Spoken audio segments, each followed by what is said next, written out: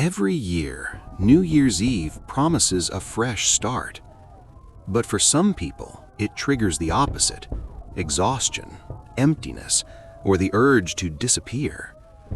If you've ever avoided New Year's celebrations and wondered, what's wrong with me? This video gives you the real answer.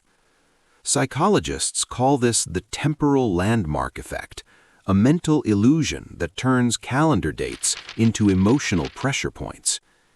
In this video, you'll learn why this new beginning motivates some minds but quietly overwhelms others, and why avoiding the celebration can actually signal self-awareness, not sadness.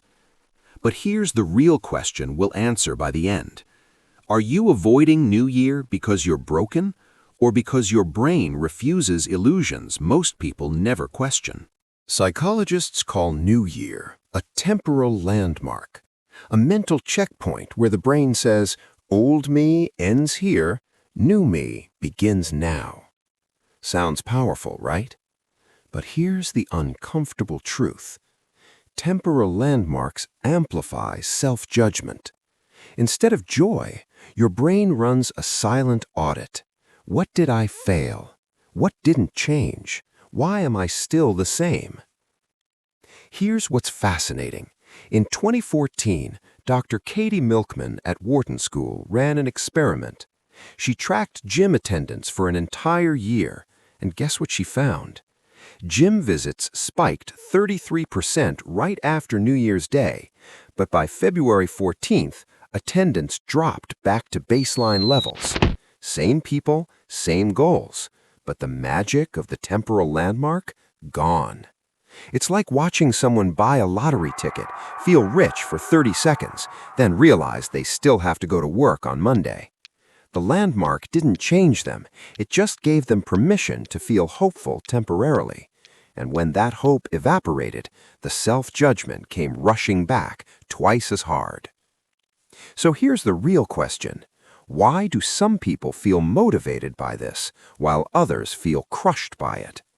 The answer lies in how different minds process time itself. Some brains experience time like a calendar. Other brains experience time like a story. If you're the second type, New Year's doesn't feel like new chapter. It feels like, wait, I haven't finished the last one. So while fireworks go up, your mind goes inward. Philosopher Martin Heidegger wrote about this in Being and Time. He described two types of time, clock time and lived time. Clock time is mechanical. January 1st happens whether you're ready or not. But lived time is psychological. It's the unfinished conversations, the unprocessed grief, the goals you're still working on. Imagine you're reading an incredible book, totally absorbed in chapter 23, and someone rips it out of your hands and shouts, "New book, start fresh." You'd look at them like they're insane, right? That's exactly how narrative-based minds experience New Year's. They're like, "Excuse me, I'm still processing June. Can you give me a minute?" And now the question becomes, why does noise feel wrong when your mind wants meaning? That's not negativity. That's depth-based processing. Let's talk about stimulation. New Year's celebrations are a sensory boss fight. Loud sounds, bright lights, social pressure, fake countdown energy. Some nervous systems thrive on this, others short-circuit. Psychologists describe this as sensory processing sensitivity. Translation? Your brain doesn't just ignore chaos, it absorbs it. So while others are partying, your brain is screaming. Too much input, not enough meaning.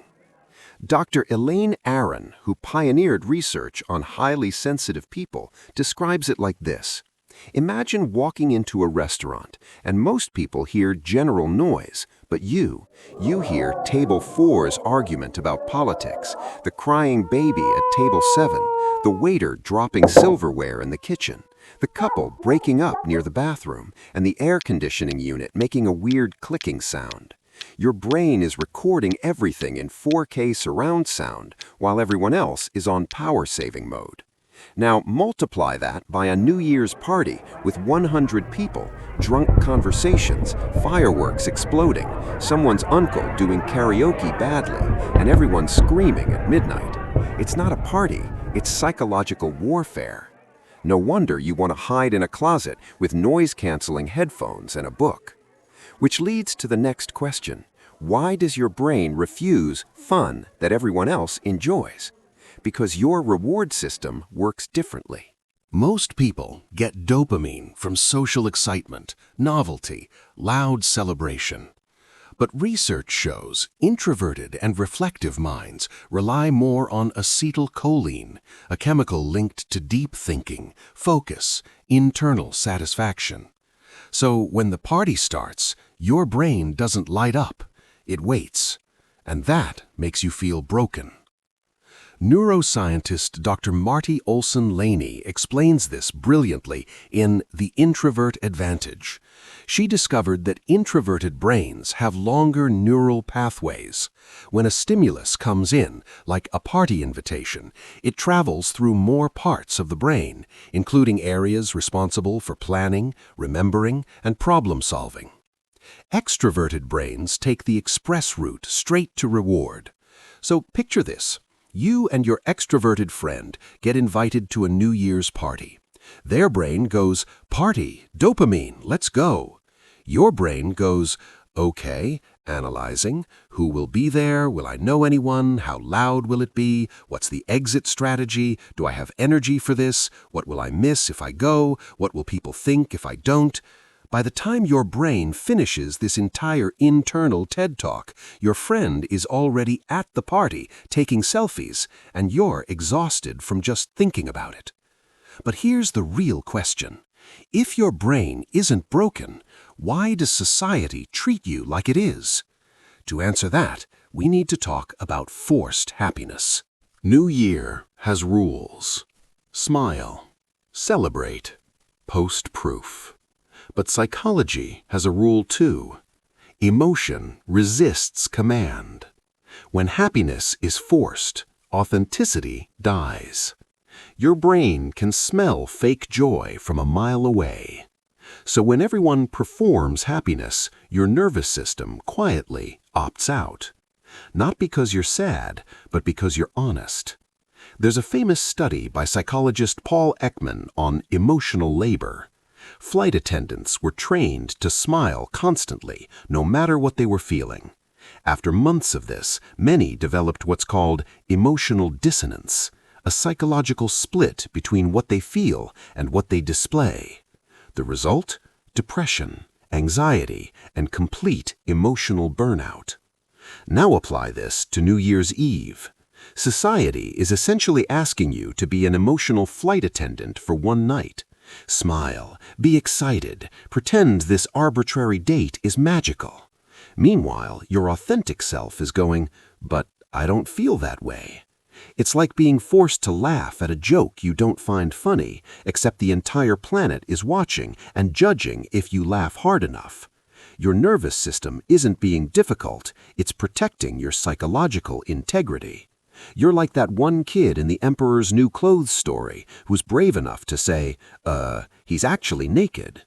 Which raises a dangerous question. Why does honesty make people uncomfortable? Because it breaks the illusion. Highly self-aware people don't celebrate blindly. They ask, what did this year cost me? What did I lose? What changed me? And celebrations don't answer those questions. Silence does. That's why philosophers, writers, and deep thinkers historically disliked loud celebrations. As Carl Jung suggested, people don't become enlightened by imagining light, but by confronting darkness. New Year forces confrontation. Friedrich Nietzsche famously spent New Year's Eve alone, writing in his journals while everyone else partied, not because he hated people, but because he understood something profound. Self-transformation requires honest self-examination, not champagne and confetti. In Thus Spoke Zarathustra, he wrote about the danger of the herd, people who think and celebrate together, but never truly think for themselves. Here's the sarcastic truth. If you spent New Year's Eve actually reflecting on your failures, losses, and personal growth, you'd be the weird one at the party. Imagine standing at midnight with a glass of champagne, turning to someone and saying, "You know, this year taught me that my ego defenses are crumbling and I'm terrified of my own mortality." Party's over. Everyone's backing away slowly. But that's real. That's honest. And deep thinkers can't unthink their way into fake celebration mode. Now the question becomes, why does society rush past reflection? Modern culture hates pauses. New Year's slogans scream, "Forget the past, start fresh, don't overthink it." But psychology says unprocessed endings don't disappear, they repeat. Some minds need closure before celebration. Avoiding New Year isn't sadness, it's integration. Psychologist William Bridges wrote an entire book called Transitions about this exact phenomenon. He discovered that every major life change has 3 phases: ending, neutral zone, and new beginning. But here's the problem. Modern culture skips straight to new beginning without allowing time for the neutral zone, which is where actual psychological integration happens. It's like forcing someone to start dating again 24 hours after a breakup. Technically possible? Sure. Psychologically healthy? Absolutely not. Bridges studied people who tried to rush transitions, and guess what happened? They repeated the same patterns because they never processed why things ended in the first place. So when society screams, "New Year, New You" at you on January 1st, your brain is like, "I'm still processing what happened in 2024. Can I get like 3 weeks in a cave first?" You're not being difficult, you're being psychologically responsible. But here's the painful question. Why do people feel guilty for choosing quiet healing? Because of social expectation. New Year isn't optional. It's socially audited. If you don't celebrate, people ask, "Are you okay? Why are you so negative?" But boundaries look offensive to people who ignore their own limits. Avoiding celebration isn't rejection, it's self-respect. Sociologist Irving Goffman wrote about impression management in The Presentation of the Self in Everyday Life. He described social life as a theater where everyone's performing roles. New Year's is the biggest performance of the year. Everyone's playing the character of person who's totally fine and excited about life. But here's the comedy. Most people are faking it too. There's research showing that 64% of people report feeling anxious or depressed during holiday celebrations, but hide it because of social pressure. So you've got a room full of people, all pretending to be happy, all judging each other for not being happy enough, while secretly everyone's exhausted and wants to go home. It's like a psychological Mexican standoff, where everyone's gun is loaded with fake smiles. And you're the one brave enough to put your gun down and say, "Actually, I'm good. I'm gonna go." And everyone gasps like you just committed a crime. How dare you not pretend with us? Which brings us to memory. Your brain is predictive. If past New Year's included loneliness, disappointment, emotional crashes, your nervous system learned avoid this equals safety. That's conditioning, not weakness. In neuroscience, there's something called predictive processing theory.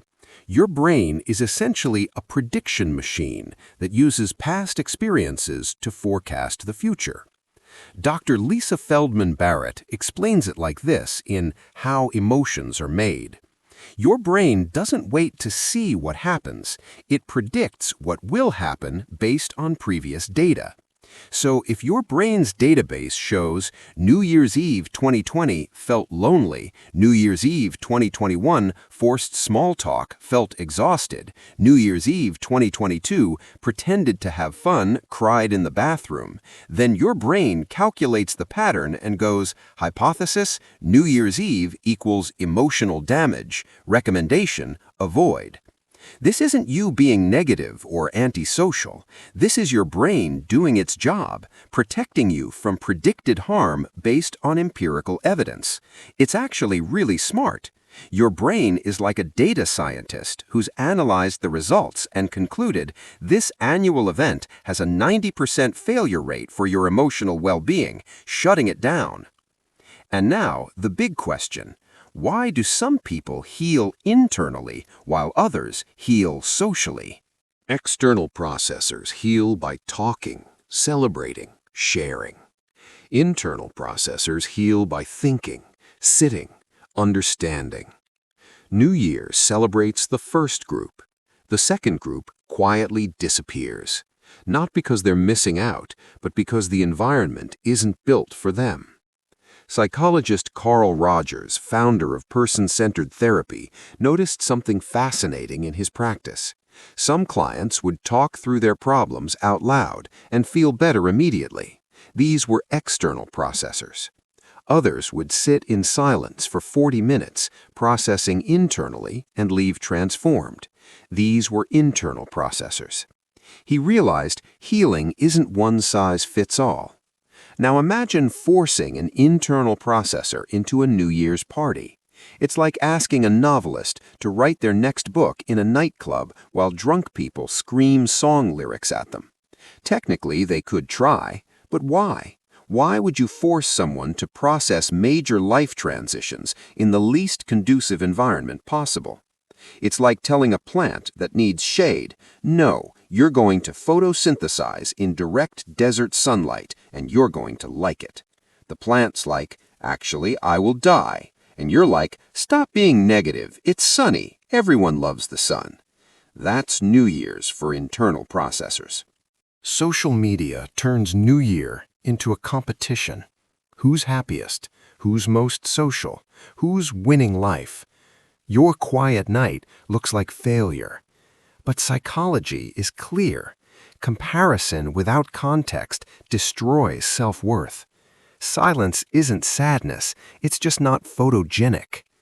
There's a brilliant study from 2017 by researchers at the University of Pennsylvania where they had students limit social media to 30 minutes a day. The result? Significant decreases in loneliness and depression within 3 weeks. Why? Because they stopped comparing their behind-the-scenes reality to everyone else's highlight reel. Here's the hilarious tragedy of New Year's on social media. Someone posts a photo at a party, smiling, surrounded by friends. Caption says, "Best night ever, #blessed, New Year, new me." What you don't see, they took 47 photos to get that one good shot. They left the party at 12:15 a.m. because they were exhausted. They cried in an Uber on the way home because they felt empty, despite being surrounded by people. But you see the photo and think everyone's having an amazing time except me. Meanwhile, they're looking at your profile thinking, wow, they're so confident they don't even need to prove they're having fun. It's a circus of mutual misunderstanding and everyone's a clown. So the question becomes, what if quiet New Year's are actually healthier? What if celebration means letting go, understanding yourself, ending something honestly? Some people celebrate with fireworks. Others celebrate with clarity. Avoiding New Year's isn't rejection of joy, it's choosing meaning over noise. Author Annie Dillard wrote in The Writing Life, "How we spend our days is, of course, how we spend our lives." She refused to attend most social gatherings, including New Year's parties, because she understood that her life was composed of her daily choices, not annual performances. She celebrated by walking in nature, writing in her journal, and sitting in silence. People thought she was antisocial. She thought she was being intentional. Years later, she won the Pulitzer Prize. Meanwhile, the people who judged her for missing parties, well, they attended parties. Who lived more authentically? There's a beautiful irony here. The people who skip performative celebrations often experience deeper, more meaningful joy in quiet moments. They celebrate growth, not calendar dates. They honor endings, not just beginnings. While everyone else is popping champagne because a clock hit midnight, you're having a genuine moment of self-understanding at 3 p.m. on a random Tuesday in March. That's real celebration. It just doesn't make Instagram. If this video feels personal, you're not antisocial, you're selective. You're not cold, you're careful. You don't need a countdown to grow. You grow quietly.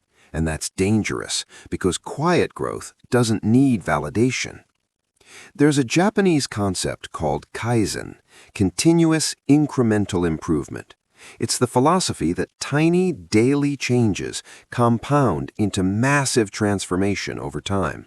No dramatic New Year's resolutions, no loud declarations, just small, consistent growth that nobody sees until suddenly you're a completely different person. Bamboo trees demonstrate this perfectly. You plant bamboo, water it every day, and for 5 years, nothing visible happens. People walk by and think that person's wasting their time, but underground, the root system is developing. Then, in year 6, the bamboo shoots up 90 feet in 6 weeks. It didn't grow 90 feet in 6 weeks. It grew for 6 years. That's you. While everyone else is celebrating surface-level New Year, New Me transformations that will evaporate by February, you're building roots. You're doing the invisible work. And one day, people will look at you and say, "Wow, when did you change so much?" And you'll smile, because you know you've been changing quietly all along. You just didn't need fireworks to prove it. People who avoid New Year's celebrations, any other celebrations like birthday, often think deeply, feel honestly, live intentionally, reject shallow milestones. They don't chase New Year, New Me. They ask, what version of me is actually real? And that question changes everything. Philosopher Soren Kierkegaard wrote about the authentic self versus the social self. He argued that most people spend their entire lives performing a version of themselves that society approves of, never discovering who they actually are underneath the performance. The people who avoid New Year's celebrations, they're often the ones asking Kierkegaard's question, "Who am I when nobody's watching?" And that question is terrifying to most people, which is why they stay busy, stay social, stay distracted. But you're willing to sit with that question. You're willing to face the silence and discover what's real. That takes courage that most people will never understand. They'll call you antisocial when you're actually the most honest person in the room. They'll say you're missing out when you're actually tuning in. There's a reason why every major spiritual tradition, Buddhism, Stoicism, Christian mysticism, emphasizes solitude and silence as paths to truth.